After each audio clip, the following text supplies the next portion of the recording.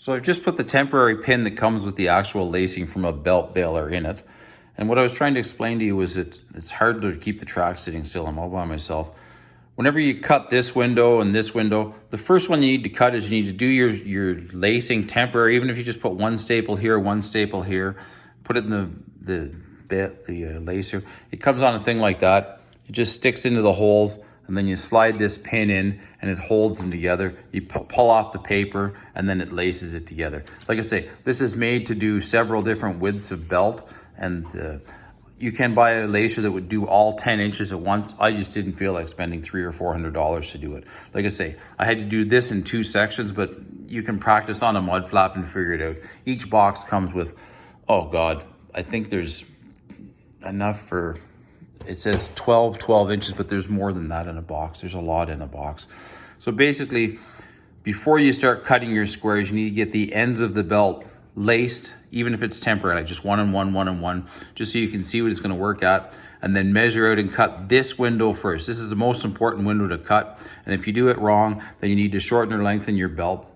And if you're out by a half an inch in the full diameter of it, you can just lose a 32nd in each hole as you go along. Like I say, it isn't absolutely critical that they're at 1 inch distances apart, but this one here needs to be 1 inch. And whenever this is done, there's going to be a piece of welding rod that I'll show you in the next video. 60-13 by 1/8. You're going to knock the flux off it and bend the end over 180 degrees. And it will break almost every second year. It will break in the middle because the bogey wheel is going to bend the welding rod back and forth in a U shape as it drives. I usually change the welding rod every second year. You can do it every year. It doesn't matter. It doesn't cost any money. To make a track like this will cost you about, once you have the supplies, it's about $50 to make a track. And they last for 20, 25, 30 years.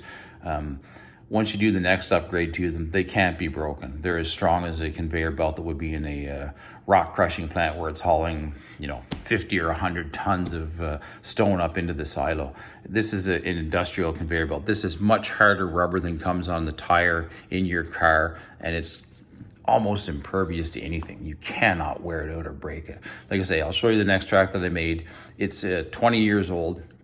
It ran for 10 years before it tore the windows out, and then we did the upgrade to regular steel bars, just simply because I was experimenting. And whenever those broke, then I went to the cold rolled steel bars with Synflex over them, and it's completely unbreakable. I weigh 230 pounds, and you can haul 2 adults behind it on a sled if you have traction. Once it gets going, it can't be broken. It's just, you couldn't break it in a million years. It just lasts forever. It's super tough. Anyways, I will post this later on and you can see what it is.